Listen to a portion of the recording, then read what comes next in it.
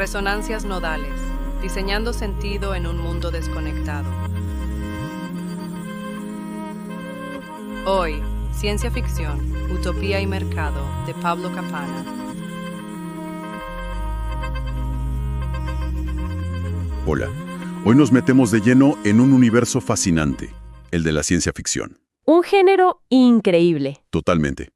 Y vamos a explorarlo a fondo, siguiendo las ideas de Pablo Capana, ¿no?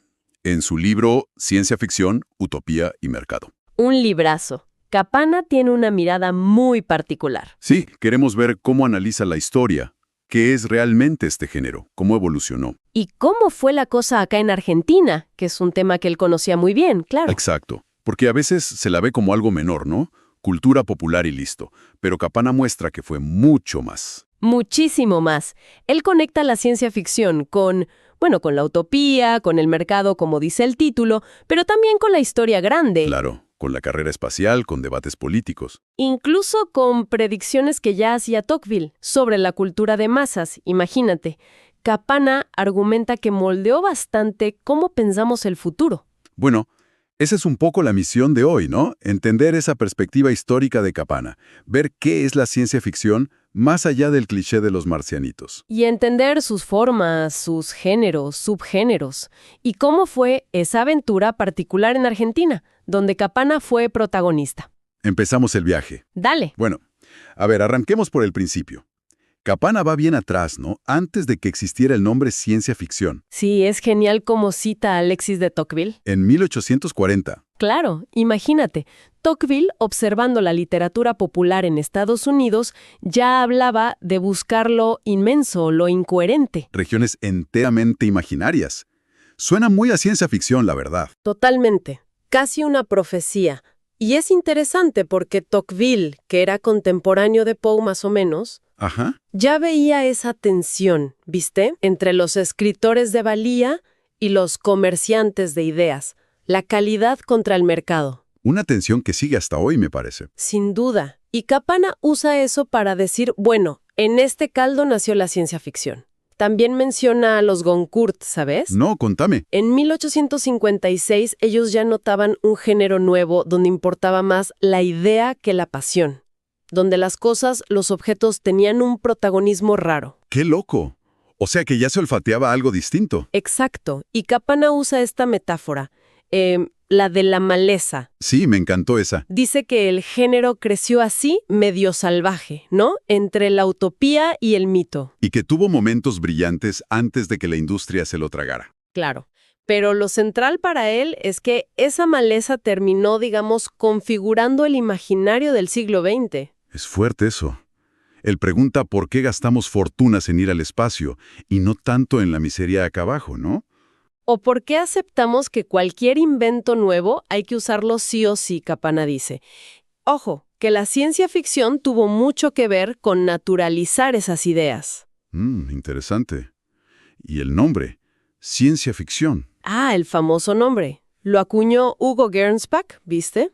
Para su revista Amazing Stories en 1926. Pero Capana dice que nació mal. Sí, que era inadecuado desde el principio, muy vago. Gernsback quería darle como un barniz científico a lo que era pulp fiction, literatura barata, popular. Claro. Y se intentaron otros nombres, ¿no? Sí. Ciencia novelada, literatura conjetural. Heinlein propuso ficción especulativa. Que no está mal ese. No, pero no pegó tanto. Quedó ciencia ficción, con todos sus problemas. Entonces, si no son los marcianos y los cohetes lo que la define, ¿qué es? Según Capana. Él se inclina más por el método. Cita a Judith Merril, que jugaba con las iniciales SF. Science o speculation más fiction o fantasy. ¿Ciencia o especulación? ¿Ficción o fantasía? Interesante juego. Sí, pero para Capana, la clave es lo que llama la imaginación disciplinada. ¿Cómo sería eso? ¿Imaginación con reglas? Exacto. No es delirar por delirar. Se diferencia en el realismo, obvio, pero también de la fantasía tipo Tolkien o del surrealismo. ¿Por qué? Por la coherencia interna. Esa es la clave para Capana. Aunque la idea sea re loca, un viaje en el tiempo, qué sé yo, Ajá. el desarrollo tiene que ser lógico dentro de las reglas que la misma historia pone. Es como un rigor prestado del método científico, dice él. O sea, la ciencia está más en el cómo se cuenta que en el qué se cuenta. Justamente, la ciencia como método, no necesariamente como contenido. Aunque, ojo, él también recoge otras definiciones, ¿eh? A ver, Kingsley Amis decía que era sátira social. Darko Subin hablaba de literatura del extrañamiento cognoscitivo. esa es buena. Como que te hace ver tu mundo de otra forma. Exacto. Y Brian Aldiss la veía como la búsqueda del lugar del hombre en el cosmos. O sea, que va mucho más allá de la aventura nomás. Y acá se pone todavía más interesante, porque Kapana conecta todo esto con la realidad, con la política. Sí, totalmente.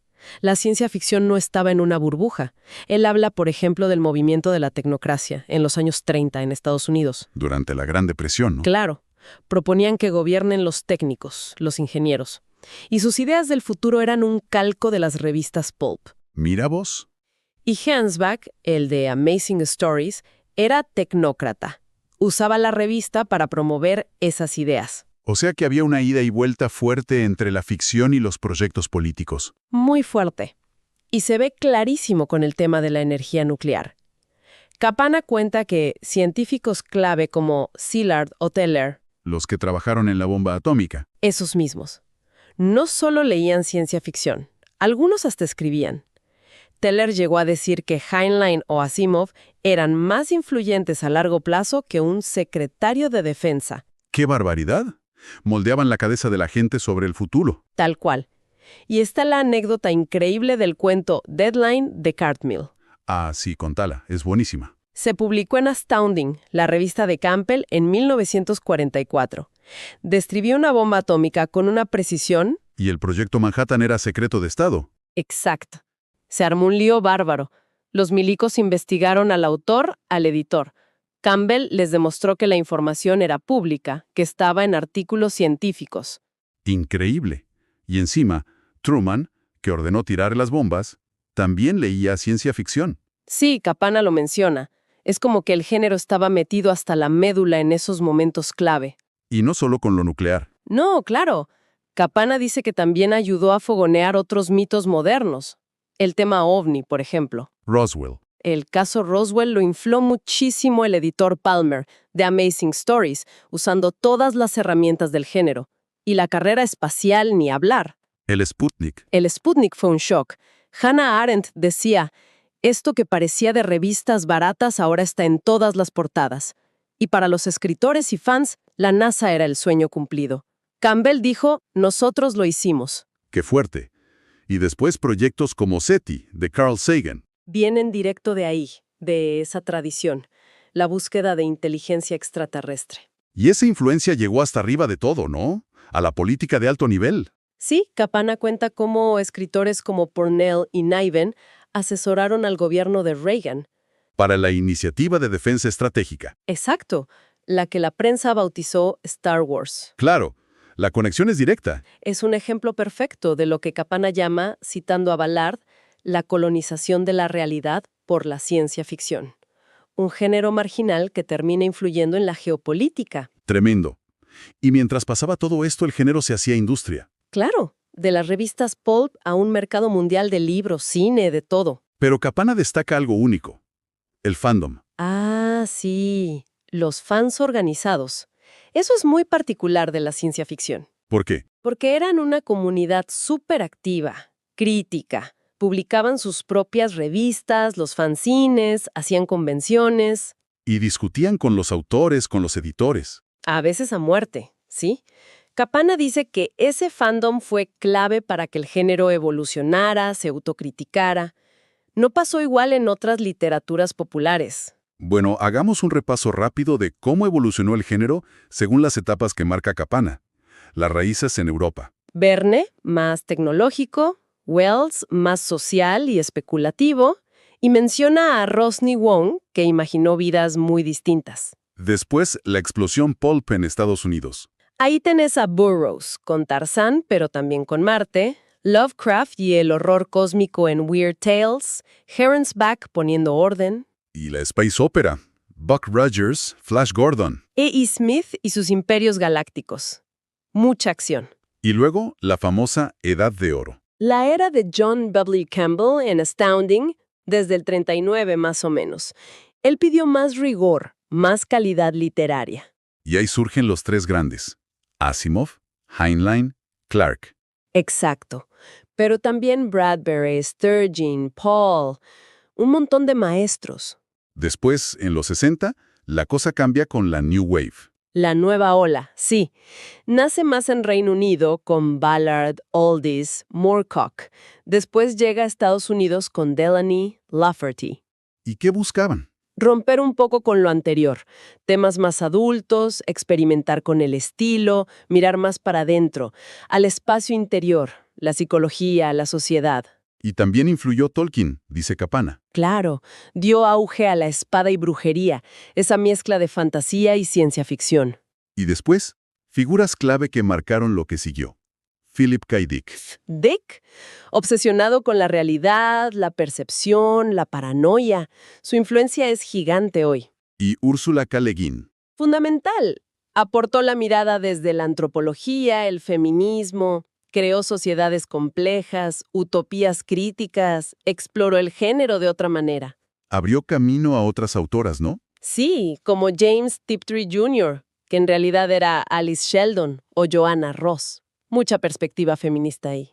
Y para terminar ese recorrido, el cyberpunk de los 80. Gibson, Sterling, futuro cercano, oscuro, corporaciones, hackers, biotecnología.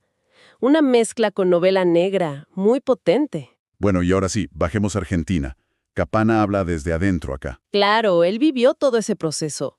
Recuerda que al principio, en los 60s, leer ciencia ficción era medio mal visto por la cultura seria. Lo cuenta como algo casi clandestino. Sí, él mismo dice que se acercó buscando un enfoque más filosófico, quizás para darle chapa, ¿no? Para que lo tomaran en serio. Pero Argentina ya tenía lo suyo en literatura fantástica. Obvio. Capana menciona a Holmberg, a Lugones, con las fuerzas extrañas, a Quiroga. Y a Borges y Bioy, claro. Fundamentalmente, Tlön, Uqbar, la invención de Morel.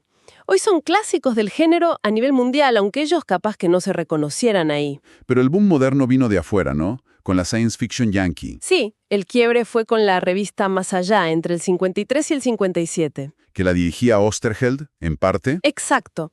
Esa revista fue clave.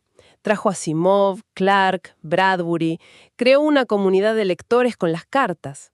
Y publicó a los primeros argentinos, incluido a Capana de pibe. Sí, fue la cuna. Y surgieron editoriales importantes. Minotauro. Emblemática. Paco Porrúa, el editor, tuvo la visión de hacer ediciones de lujo con prólogos de Borges. Borges prologando Crónicas Marcianas. Eso es darle prestigio. Totalmente. Publicó clásicos, ayudó a que se leyera distinto, también estuvo Fantasciencia, otras colecciones. Y mientras tanto, Oesterheld publicaba El Eternauta, en historieta. En 1957 empieza, una obra que se volvió un símbolo argentino, mucho más allá del género. Después hubo un intento de edad de oro local, dice Capana. ¿En los 60, 70? Sí, con revistas como La Segunda Minotauro, Géminis, empezaron a publicar libros de autores de acá. Goligorsky, Vanasco, Angélica Gorodicher. Gorodicher, figura clave. Importantísima. Capana publicó su primer ensayo en el 66. Hasta hubo convenciones de fans, la Bairescon, la Mar del Con. Parecía que arrancaba. Sí, pero bueno, la política argentina, la inestabilidad, después las dictaduras, la censura. Frenó todo. Lo complicó mucho. Hubo un pequeño rebrote a mediados de los 70, pero corto. La gran vuelta fue con El Péndulo. En el 79, en plena dictadura. Sí, dirigida por Marcial Souto. Esa revista fue un antes y un después. Calidad gráfica, literaria, trajo lo nuevo de afuera, dio mucho espacio a los argentinos. Tuvo reconocimiento internacional, ¿no? Muchísimo. Y revitalizó al fandom, a la comunidad. ¿Y cómo veía Capana la situación, más cerca de cuando escribió el libro? Él notaba una paradoja. Por un lado, el género ya tenía prestigio, no era mala palabra. Ajá. Pero por otro, sentía que se publicaba menos en Argentina, menos colecciones específicas. Destacaba a Gorodicher, ya consagrada, a Carlos Gardini. Que dice que era el más dedicado al género. Sí, Gardini, Gandolfo, Jiménez. Y tira una idea interesante, que la ciencia ficción argentina se inspira más leyendo el propio género que mirando a la ciencia local. Para pensarlo. Y menciona algo de cine también. Sí, algunas películas como Mobius, La Sonámbula, La Antena. Tímidamente, pero apareciendo. Bueno, qué recorrido hicimos, ¿eh? Por la historia, las ideas, los lugares de la ciencia ficción siempre con la mirada de Capana como guía. Sí, una mirada súper rica. Nos deja claro que esto de imaginar futuros, tecnologías, otros seres, no es solo un juego. Están metidos hasta el fondo en nuestra cultura, nuestra política. Totalmente. Capana la ve como un gran laboratorio de la imaginación. Un lugar para probar ideas, para preguntarnos qué significa ser humanos hoy. Frente a la máquina, al futuro que viene. Claro, una forma de ensayar respuestas, aunque sea simbólicamente, a los miedos y esperanzas de cada época. Y siempre dentro de ese juego con el mercado, claro. Y para terminar, una reflexión que deja picando Capana.